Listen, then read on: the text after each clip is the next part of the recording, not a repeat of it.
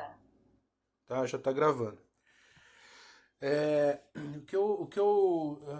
vou mostrar para você bem rapidamente, sim, porque a gente não precisa também perder muito tempo com coisas que você já conhece, né? E aí, assim, lá eu fui um pouco mais longo na apresentação, mas só para você ficar por dentro, você tá vendo minha tela, né? Então, eu queria. Não dá para colocar ela inteira, tirar a gente? Melhorou? Melhorou, tá jóia. Tá. Bom, essa apresentação é exatamente a que eu fiz lá, tá? Você pode me interromper a hora que você quiser. Olha que foto linda, adoro essa foto aí. Nossa, maravilhosa. É Não é? aonde essa daqui? É aquela pontinha lá da APA. Hum, Área urbana, né? lá em cima o Rio Atibaia não faz uma voltinha que parece um chifrezinho da APA? Tá. Então, é esse lugar aí. Maravilhoso. É, do lado de dentro, do lado de lá do rio é a APA, o lado de cá é Campinas, né? Tá. Bom, aqui eu explico que eu faço parte de 3 laboratórios, né? O da Cris, o da Simone e o do Ramon. O primeiro laboratório aqui da Cris, a gente trabalha essa questão de governança, né? Serviços ecossistêmicos, é mais essa parte social, ecológica. A A Simone, Laura tá junto, né? a Laura tá no CG Commons, que é esse daqui. Só nesse daqui a Laura tá. Os outros dois ela aparece na segunda foto, mas ela não tá nesse grupo. Mas eu só tinha essa foto, eu botei. Ela vai apresentar hoje pra Isso, gente. tô sabendo. E aí, porque eu quis colocar esse slide aqui para mostrar um pouco pro pessoal apresentar a nossa casa, né? A gente faz parte aqui, a gente faz esses estudos e tal, porque eu quis É também. importante, né, a gente, É, enquanto leigo, saber o que a universidade tem, né? Quais ex- são exatamente, Cláudia. A minha as intenção linhas, né, de é, pesquisa. a minha intenção era o pessoal também se aproximar institucionalmente, sabe? Isso. Trazer um pouco a prefeitura para a universidade, trazer as ONGs, as associações. Então foi essa a intenção. Legal. Bom, algumas informações sobre a reunião, eu avisei que estava sendo gravada, que a gente ia fazer inscrição para a fala não ficar sobreposta, porque é ruim na hora de transcrever. Depois eu falei que ia mandar o link já está funcionando, tá? Você Tá? pode. A Tá no reunião está no YouTube? YouTube. Tá, legal. Eu tive um problema porque eu não podia deixar público, né? Aí eu fui deixar Ah, privado, mas aí ninguém assistia. Aí tem uma versão intermediária lá que é entre público e privado e acho que está funcionando. que bom. Se Depois não eu olhar. tiver, você me avisa. Tá. Tempo solidário de fala, porque tem gente que pega a palavra e não larga mais. Bom, aqui é o título da minha tese, Governança da APA de Campinas e efeitos sobre os seus fragmentos de Mata Atlântica. Nessa reunião eu apresentei o objetivo específico 3, que é o que orienta o meu capítulo 3, tá? Que é sobre nascentes. Então, discutir oportunidades e desafios para o engajamento de proprietários rurais e outras partes interessadas em ações para a conservação e recuperação de ecossistemas de nascentes. Eu já estou usando esse termo ecossistema de nascentes porque eu descobri que existe um ecossistema próprio da nascente, né? Olha, E aí, legal. quando a gente fala assim, parece que dá um status maior assim, para nascente, né? Fala, não, Com peraí, certeza. não é só água que tem ali, tem uma série de espécies, uma biodiversidade toda, Total, né? total. E isso agrega valor a esse tipo de ambiente. Então, eu estou usando, sempre que posso, eu falo dos ecossistemas das nascentes, né? Legal. Bom, aí eu trouxe esse gráfico que eu já tinha apresentado para vocês, só para esquentar os Muito legal. motores, falar que a gente passou de 9 para 17% de floresta. Aí eu falo da onde veio, que é basicamente dos pastos, né, de agricultura. E explico aqui, Cláudia, uma coisa que a Ângela me cobrou. Ela falou, olha, sua apresentação, né, deu argumento para o secretário, não sei o quê, e você só falou da parte boa, né? Aí eu fiz questão de nessa apresentação inicial explicar para eles, né, e agora para você, que o fato de a gente aumentar a floresta em área não é uma notícia boa, mas não é para a gente sair comemorando, porque a floresta que acabou de crescer, ela é muito pobre de biodiversidade, de serviços Tá. ecossistêmicos. Então, assim, a gente, por mais que apareça lá umas árvores, né? Crescimento, né? Você olha e fala, nossa, aqui tem uma floresta. É uma floresta muito jovem, então Muito ela, jovem. a gente vai comemorar quando essa floresta que cresceu, ela conseguiu se manter por 10, 15, 20, 30 anos, porque aí ela começa a virar uma floresta madura e começa a trazer a biodiversidade. Então tem tudo isso, né? Entendi. É Aí, isso mesmo. aí eu Então, dei. é a mesma comparação que a gente faz entre a supressão de uma árvore adulta, né? Uhum, uhum. E o replantio maduro. Exato, exato. Aham.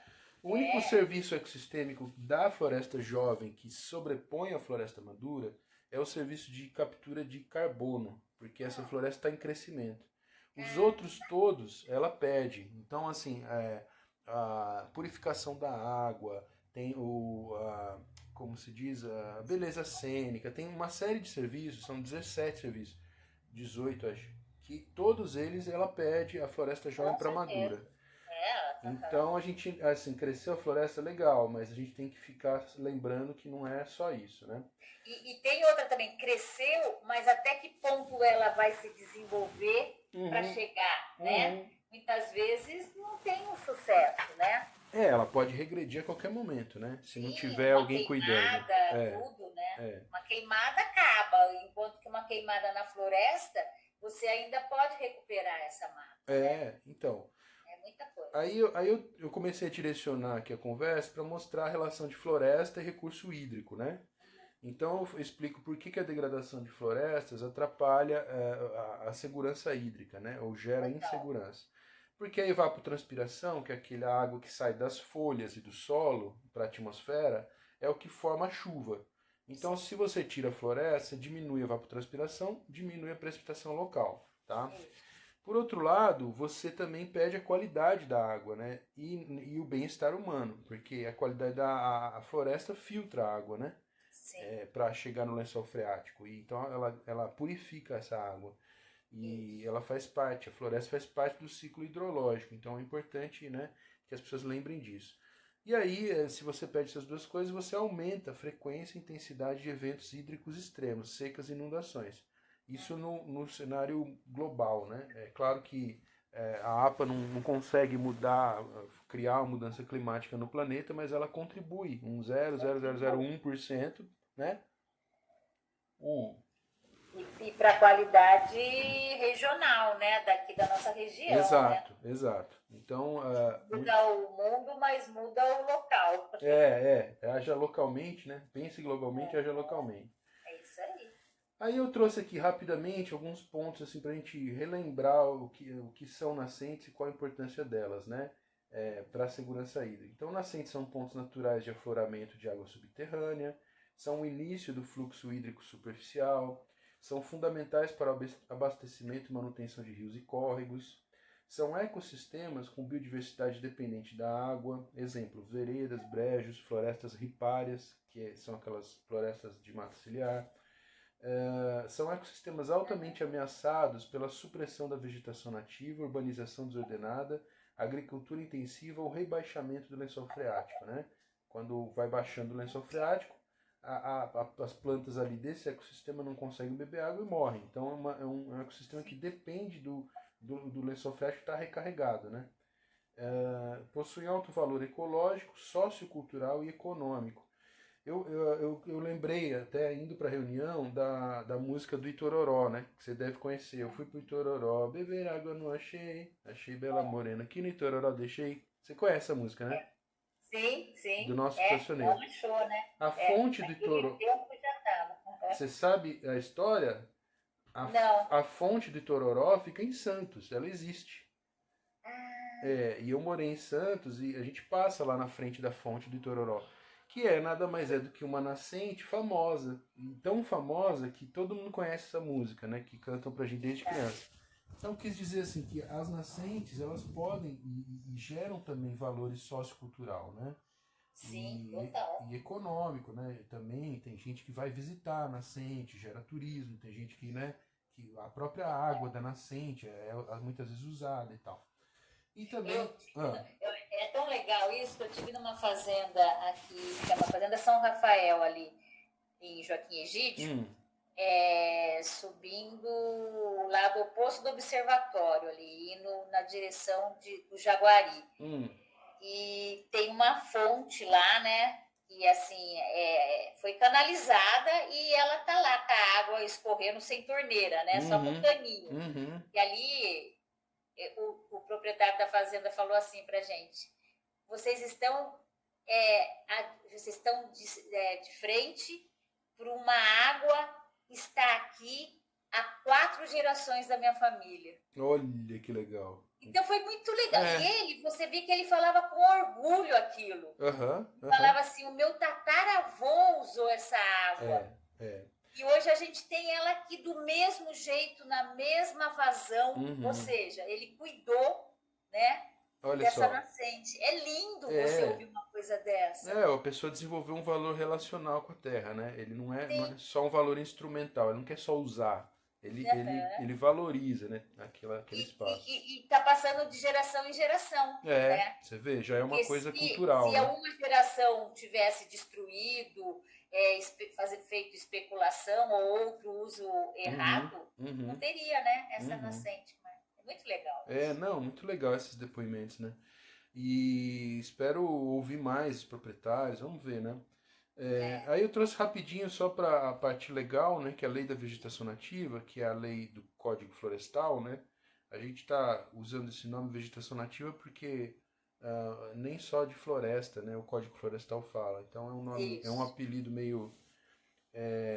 Aí, bom, considera-se área de preservação permanente em zonas rurais e urbanas, as áreas ao entorno de nascentes e olhos d'água perenes, qualquer que seja a sua situação topográfica, no raio mínimo de 50 metros. Então isso é o que fala a legislação. Aí vamos lá, nascentes mapeadas em Campinas, né? Nós temos várias fontes de dados, pelo menos 2. Uma é a prefeitura, que é esse site aqui, o Banco de Dados Espaciais de Campinas. Né? É muito legal esse mapa. Aí a gente tem e também a gente tem o mapeamento do CAR, né? Que é um mapeamento autodeclaratório das nascentes. Sim, isso é interessante. As nascentes não estão exatamente nos mesmos lugares, tem toda uma discussão aí em cima disso. Eu fico assim, até, será que existe mesmo essas nascentes no resto do município? Né? Na APA, para mim, é discutível. Eu não sei se a gente tem tudo isso. Agora, no resto do município, é pior ainda, né? Na verdade... Pra mim, metade já foi isso daí. Não, o que acontece, você vai ver no próximo slide, é que a maior parte dessas nascentes, elas estão em lugares não preservados. Então estão no meio do pasto, estão no meio da plantação de eucalipto, estão no meio... Então, assim, é um alagado que a pessoa vê ali. Já entende que tem a nascente. E ali é um alagado, assim, não tem um ponto, não tá uma nascente cuidada, né? Então é uma água que está meio soterrada ali. E de qualquer forma, Cláudia, eu não entrei nessa parte, não dou conta de saber como é que é o método deles de descobrir uma nascente. Eu sei que tem a ver com altimetria, tem a ver com uma série de técnicas, né, de você acompanhar o fluxo da água. É aquela coisa, eles pontuaram, mas não foram a campo. Isso, acho que tem todo esse trabalho, né? Mas aqui o interessante para nós, vamos dizer que essas sejam as nascentes, a gente pode trocar elas e usar o mesmo pensamento, né? Não importa muito onde a nascente está aqui para o nosso contexto. O que importa é que a gente está mapeando elas, estamos olhando para elas. Então, assim, Campinas tem 2.315 nascentes, das quais 1.326 estão na APA. 57%, quase 2/3, né? E em área, a APA é 1/3, a área é 1/3 do município e tem 2/3 das nascentes. Então, olha que interessante, eu grifei aqui para mostrar como a nossa região da APA é densa de nascentes, porque ela está entre os rios, né, Jaguari e Atibaia, então já se sabe há muito tempo que a importância hídrica, né, de segurança hídrica da APA. Então, só para reforçar isso. E o bom que está na área rural, né? Exato. Na verdade, foi feita a APA, ela tem a ver a criação da APA com o fato dessa região ser... Então, é toda a área rural ali, né? Sim. Embora a área urbana queira ir para cima, né? Tem muita pressão de gente querendo transformar a área rural em urbana, né? Para poder construir. A gente sabe dessa questão aí. Por enquanto a gente está preservado, né? Pelas leis que a gente criou, a gente está tranquilo. Mas isso pode mudar, né? Claro, mas não vai, não. A gente está aqui para defender. Aí, Cláudia, já estou terminando essa primeira parte. Aí, como é que está a cobertura dessas nascentes? Eu peguei essas 1.300 que tem na APA e fiz um estudo da cobertura delas. E eu descobri que 70% ou é pastagem ou é mosaico de usos, que é a mesma coisa que pastagem, praticamente. Sim, sim. Então, assim, horrível, né? então assim, dessas nascentes todas da APA, 70% delas estão em pasto. Nossa. Então, a situação não é assim das mais né, não, e horrível, porque os nossos pastos, eles são um depositário de animais sem nenhum cuidado, né? Os pastos, eles não são trabalhados para serem pastos, né? É uma área que foi abandonada na época do café e está lá. Então tem toda essa questão que o próprio Cássio foi ótimo a gente ter lembrado dele e ele ter topado tão prontamente. Ele fez uma fala muito legal na reunião sobre isso, sabe? E sobre a vocação das propriedades e da diferença que tem entre os proprietários, pequenos, médios e grandes, com vocações diferentes em suas áreas, e quem tem mais tendência a preservar, quem não tem. Foi muito legal a fala do Cássio. E aí, bom, muito bem. Aí o que eu fiz? Eu vi nos últimos anos, de 2018 a 2023, eu falei, tá, vamos ver o que aconteceu de 18 a 23, o quanto que perdeu de floresta e o quanto que ganhou, na APA inteira. Aí em vermelho tá as áreas que perderam floresta, tá? Tô falando só de formação florestal. Não tô falando de floresta plantada, tô falando de mata mesmo. De mata que tinha, Então, nesses 5 anos, olha tudo que tem de vermelho aqui foi floresta que perdeu, tá? Nossa. E tudo que tem de verde claro aqui é floresta que ganhou, tá bom? Aí eu sobrepus aquelas 1.300 nascentes e vi quais nascentes que estão em cima do vermelho e quais estão em cima do verde, entendeu? E aí eu separei aqui, só dei um zoom para mostrar que dessas 1.300 nascentes, tem umas 200 que ou perderam ou ganharam floresta. Então são nascentes que a gente deve olhar com mais cuidado, né? Sim. E ela também sobrepôs os limites das propriedades aqui, para a gente saber em qual propriedade a nascente está.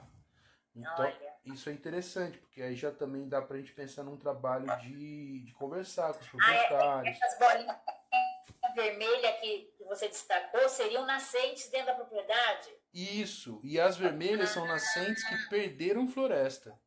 Entendi. Tá, e as verdes são as que ganharam floresta.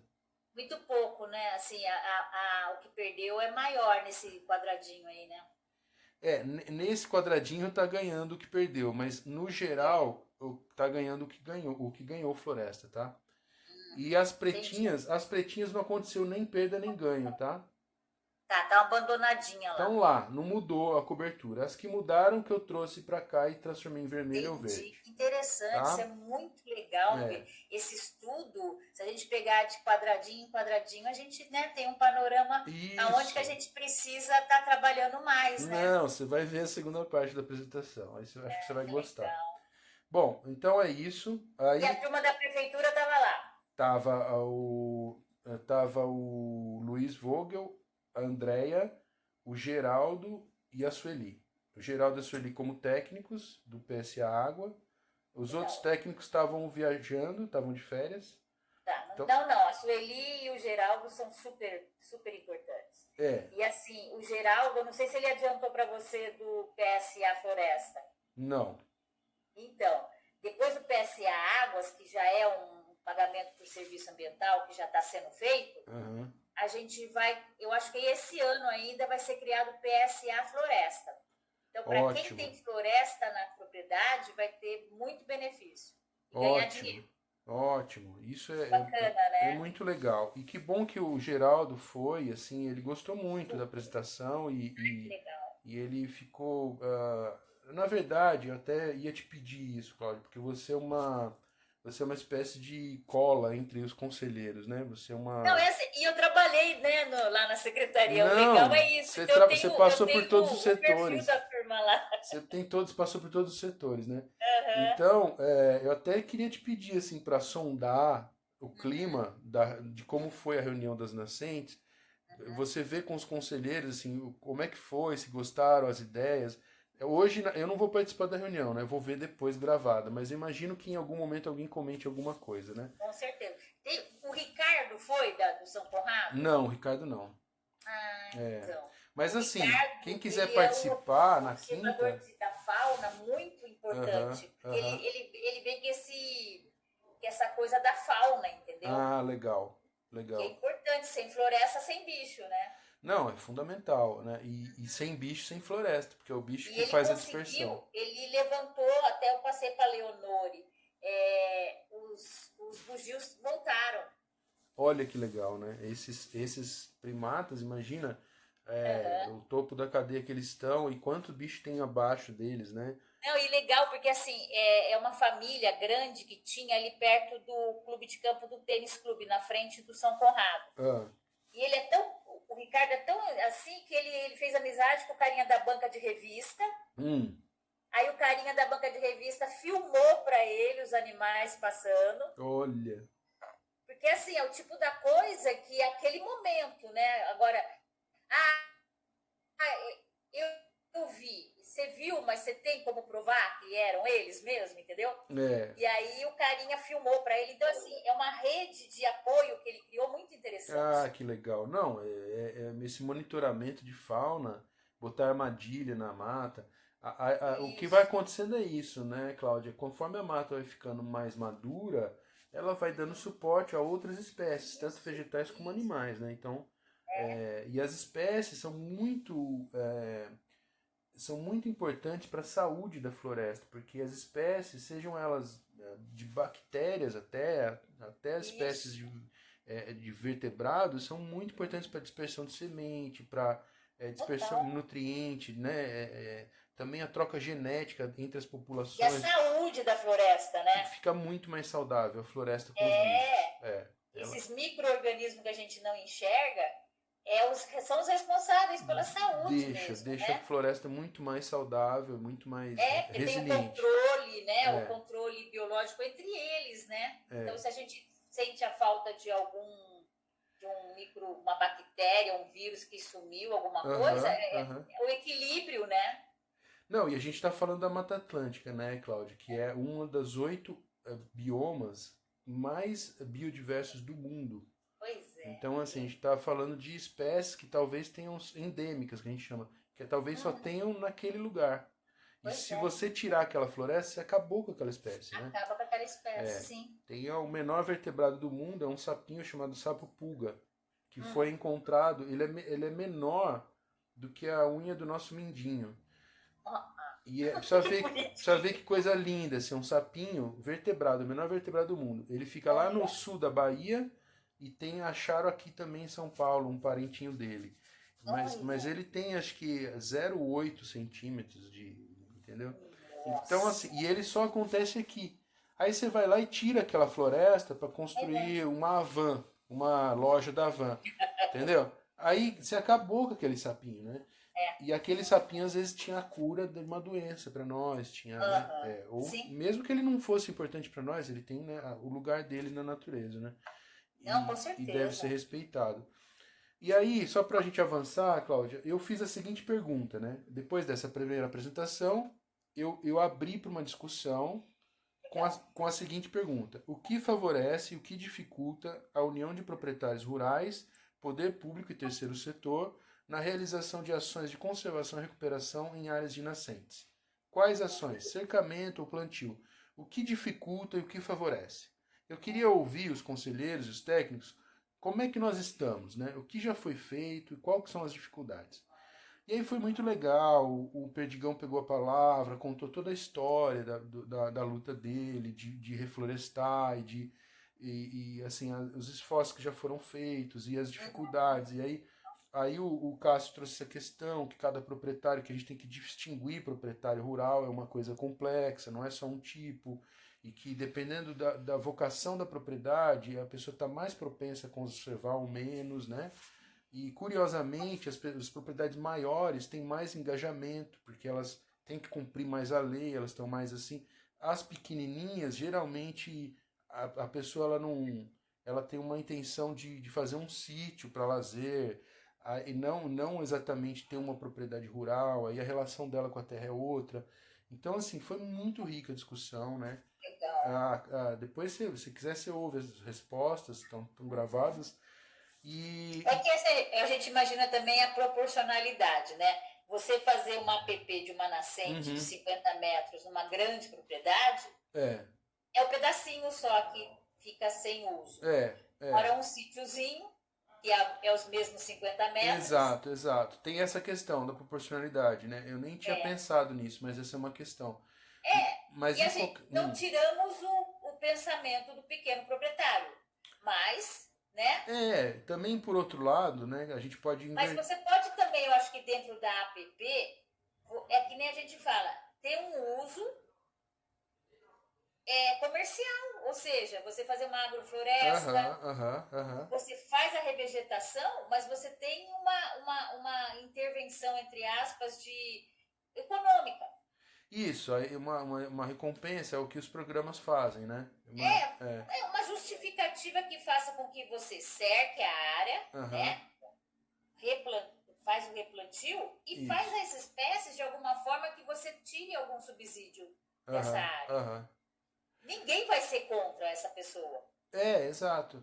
Então, eu acho que todo caso é caso, né? Eu acho que assim, dar essa oportunidade do pequeno sitiante de saber assim, olha, você não está perdendo área. Exato. E eu queria, Cláudia, que você não precisa se alongar, fique à vontade se quiser se alongar também, mas que você formulasse a sua resposta para essa pergunta, sabe? Na sua opinião, o que favorece, o que dificulta, né, essa união? Claro, pode dentro dessa área com isso. Sei lá. Como é? Desculpa, eu não entendi. Eu não falei nada, mas... eu acho que congelou. Tá. Você tá me ouvindo agora? Agora tô. Tá. Não, eu queria que você, assim, formulasse... O que favorece, o que dificulta. Na sua opinião. Na sua opinião, com sua experiência. Pra mim, é a falta de informação.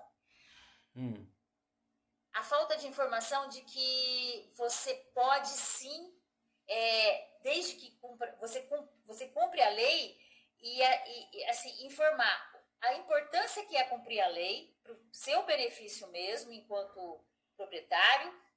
Só que oferecer também alternativas de uso para essa área. Não é que ela vai ficar intacta, que você não vai poder mexer. As espécies que você vai plantar na APP, elas de alguma forma podem te servir de interesse comercial, entendeu? O plantio das espécies, algumas frutíferas, sei lá, eu acho que a gente tem que abrir um pouquinho mais a cabeça, porque senão fica aquela coisa muito científica, não, porque tem que seguir essa lista, porque tem que ser, tem que ser. Mas eu acho que falta um pouco mais de estudo também, de criar alternativas. Certo. Porque se você tem a proteção da nascente, independente de pé do que tem ali, entendeu? Não sei. Eu acho assim, nos dias de hoje, a gente tem que pensar. Não acho que é o caso de Campinas. Eu fico pensando nisso lá no sertão, em algum lugar assim, onde há necessidade da subsistência. Aqui não é o caso, né? Mas fazer com que o proprietário entenda que a lei tem que ser cumprida sim, mas que ele não vai ter uma área engessada, que ali é um lugar que ele não vai poder mexer, que ele não vai poder usufruir, que ele não vai poder até ter retorno econômico, entendeu? Eu acho que a gente tem sim que passar muita informação. O que dificulta, eu acho que é falta de o poder público ser mais maleável, não no sentido de afrouxamento da lei, mas de oferecer alternativas, como o PSA. PSA é uma coisa legal, pagar o cara, manter. Legal. Mas também a gente, assim, tipo a CAT, a universidade, vocês abrir um leque de pesquisas que mostre, olha, você preservou a nascente, a água, você vai ter essa água, mas você também pode usar esse espaço para vamos dizer, uma atividade educacional, então você vai ganhar dinheiro com turismo rural, turismo educacional. Mostrar para ele que ele não está perdendo esse espaço. Mesmo que seja só para produzir água, entre aspas, como se fosse uma coisa simples. Perfeito, não, legal, ótima. E assim, e o terceiro setor, né? Eu assim, me incluo nisso, né? Uma ONG como é a Jaguatibaia. A Jaguatibaia, ela sempre está nesse foco de ir no proprietário, de ganhar um espaço para fazer reflorestamento. Mas eu acho que a gente está no momento também de abrir essa mente e mostrar que um espaço preservado, conservado, ele também pode ser usado. E qual é a forma correta de usar esse espaço? Perfeito. Beleza, ótimo, Cláudia. Obrigado, viu, pela resposta. Aí eu volto, eu vou ter uma segunda pergunta, mas aí todo mundo comentou e tal, foi gravado. Legal. Aí eu fiz uma segunda apresentação, né, para fazer uma segunda pergunta. Então, o que acontece? Eu acho que você vai gostar disso aqui. Mas você sabe que, voltamos só na primeira parte. Tá. Você está fazendo um puta de um serviço pra gente. Imagina. Entendeu? Não, tô falando, se toda pesquisa apresentasse isso, que eu sempre fico muito assim, que a maioria dos trabalhos científicos de universidade, eles assim, no final, a gente pergunta, mas o que a gente ganha com isso? A informação é importante, mas qual a ferramenta, qual assim o norte que essa pesquisa deu? Você, só nessa primeira parte, eu já falei, uau, a gente já tem aqui pontuado o que a gente precisa emergencialmente agir. Exatamente, a ideia, é muito legal. A ideia do nosso laboratório, da nossa linha de pesquisa, é trabalhar municiando tomadores de decisão com boas informações. Isso. A ciência, ela tem essa função de eu não vou lá dizer, eu não vou lá militar na reunião, eu não posso ir lá militar. Mas eu nem posso... vai no proprietário com o dedinho na cara dele. Não, a minha ideia minha função é dar material para vocês argumentarem na hora da decisão. Porque quando você levanta a mão lá no conselho e fala assim, não, mas espera aí, tem um estudo da Unicamp que está falando isso. É um super argumento, entendeu? Então, assim, o que eu expliquei para a Ângela. Falei, Ângela, depois da reunião eu tive uma conversa com ela sobre o que ela falou, né, de eu ter entrado lá. Ela super entendeu e que a ciência ela é sempre tomada pela política por alguma coisa. Então, assim, o secretário se apropriou da minha fala e falou, tá vendo? A nossa gestão, olha aí, tá crescendo. Mas a minha fala podia ser apropriada pelos ativistas. Então a ciência, e eu não tenho controle de em qual momento eu ia falar. Se eu ia falar antes ou depois do secretário, vocês que escolheram o momento. Eu sabia que isso podia acontecer, mas é normal. E uma hora o secretário pega o argumento para ele, outra hora esse argumento vai estar contra ele. Entendeu? E ainda mais na preservação de nascente, porque uma coisa é você lutar por que nem a Ângela, uma coisa é você lutar por um fragmento e conseguir as coisas para aquele pedacinho. Outra coisa é você lutar pelas nascentes, que elas estão espalhadas na água. Então, é uma forma de você fazer uma conservação sistêmica. Entendeu? Não é uma conservação pontual, é uma conservação assim, de toda a região. E por isso que eu achei legal trabalhar com nascentes, porque elas estão no território inteiro. E agora é uma coisa, Henrique, eu sempre falo isso, né? Quando a turma fala assim, a APA é responsável pelo abastecimento do rio Atibaia, entre aspas, assim, né? Ela é responsável por uma contribuição muito grande. Aí, só que essa contribuição, ela vai para o município à frente. Porque toda essa nossa água é despejada, entre aspas, para frente da estação de captação de Campinas. A captação é perto de Atibaia, daqui de Itatiba. Né? Então a gente capta aqui, tudo que a gente produz aqui vai ser bom para Americana. Isso, mas veja... Mas geralmente falam, nós somos responsáveis. Independente de que para onde está indo a nossa água, que o rio é uma estrada onde vai recebendo água e vai levando, e a gente vai pegando, a gente vai devolvendo, né? Então, assim, independente, a contribuição da APA de Campinas, se você pensa bem, não é para Campinas, entre aspas, a água. Perfeito, essa análise. Mas olha como as coisas estão todas interligadas, né? O município, a montante, deve cuidar das suas nascentes para o município ajusante se beneficiar. E vice-versa, né? Então, assim... Isso é uma coisa que eu sempre pensei em levar para tem a região metropolitana, né? Porque a região metropolitana é política, é dividida de uma forma política. E a Emília, da Unicamp, ela sempre fala que isso está errado, que a região ela devia de ser por bacia hidrográfica. Bacia hidrográfica. Né? Porque por bacia a gente vai conversar com os amigos. Eu vou conversar com Itatiba, eu vou conversar com Morungaba, eu vou conversar com Valinhos. Claro, né? claro. Estamos na mesma bacia. E não né? Eles pegam municípios, entre aspas, politicamente mais importantes. Então é uma coisa assim meio política. Exato, e às vezes atrapalha a governança ambiental, né? A política. Total. Mas assim, é interessante isso. E eu sempre achei que Campinas tinha que ter muita conversa com Itatiba, com os municípios acima, que é da onde vem a nossa água. Não, e aí, quem sabe essa ferramenta que eu criei pode ajudar nisso, né? Eu vou te mostrar aqui. Eu vou dar uma pausa na gravação.